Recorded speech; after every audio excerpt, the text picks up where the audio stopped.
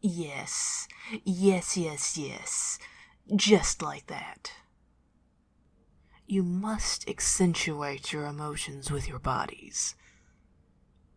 Really make sure that even those right at the back of the theater, those imps fluttering in from the rafters, or even those angels just out of reach of your voices, can make out the sentiment your character has at each precise moment. Wonderful darlings. Absolutely superb. We are just 5 warm evenings away from the biggest showtime of each of our lives and the largest box office this theater might ever see. I'm ready to pull out all the stops, and I could not be prouder of just how much enthusiasm I see before me. And the teamwork. Oh, just to die for. Makes a bird like me well up.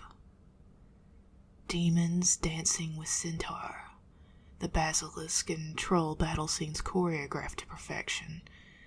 And that mermaid solo. Bliss. And you, my dear. Utter perfection. I was right there with you. Every word you said. Only I in my prime acting years could have come close to that level of performance. See, everyone? That is the level we should all be aiming for. Follow the example of the star from our show and we cannot go wrong. Well done, my shining star. You outdo yourself again and again. And each and every new role I put you in, I think to myself, now, Camilla, you wonderfully successful bird business lady, you. Yes, they outperform themselves all the time. Yes, they look good enough to eat in that costume. Yes, you really do need to change the fonts on those programs to something far brighter. But surely, they won't surprise you yet again. And you do. Is there no role that you cannot do with grace? At this point, I may as well speed up production on that one-player show I've been drafting for you in between our main monthly shows. Oh, do not act so surprised. My magnum opus.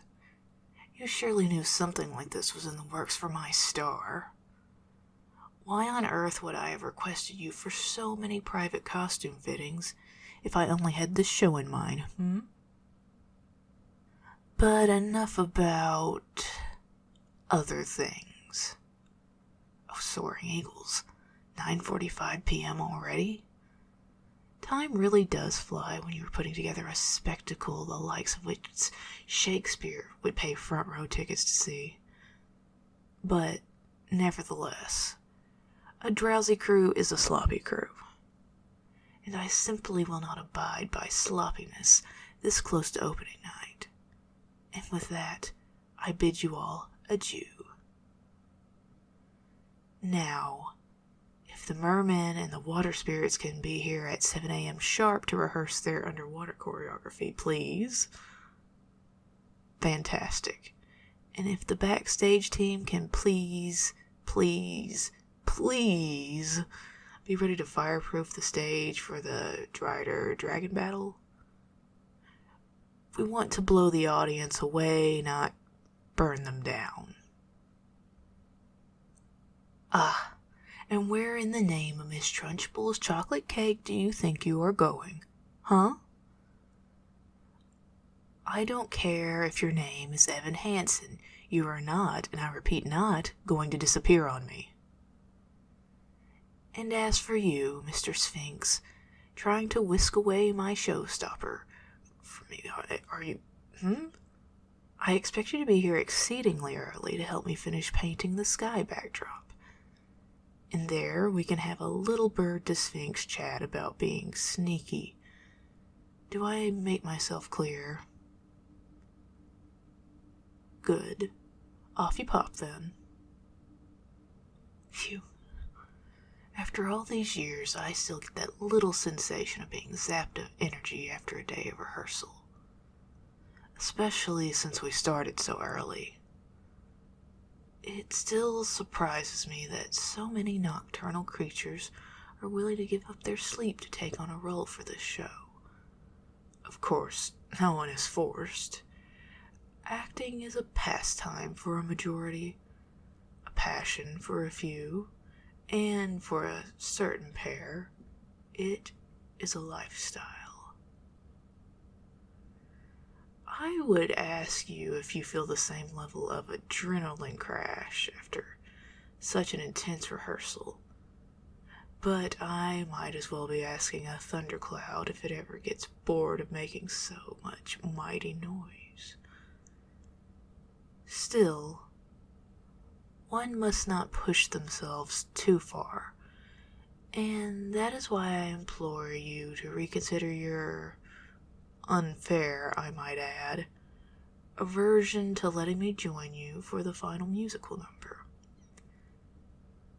One figure, no matter how iron their lungs may seem, can handle 14 songs and upwards of 4 hours of being in the majority of the scenes from sorrow to slapstick. Yet you wishfully float through each rehearsal like an effortless leaf drifting on a calm breeze. And even though I believe you are partly pushing yourself so hard to spite me, I bring my hushed attempt to buy your little apartment last week in order to relocate you to the theater itself to attention, or my rather fiery letter to your landlord challenging her dastardly decision to have potential new tenants visit your house on both days of rest for our players, days when I had already fought claw and feather to get you to promise to come to the Phantom of the Opera with me. Not an easy feat in itself. I do not understand why you have such loathing towards spending an evening with me. You love opera. Nevertheless, your stubbornness will only get you so far, my wingless wonder. And whilst I will never deny how fun it is to play this little game of cat and mouse with you, I worry for your voice box come showtime. It is all well me being able to hear your angelic chords and majestic monologues, but I want all the city to watch you at peak levels of performance and stare in awe, which is why I'm putting my foot down and having you and I close the show. Oh, so that's how you see me. I don't always have such indecent thoughts on my mind, you know. I would wager a 60-40 split.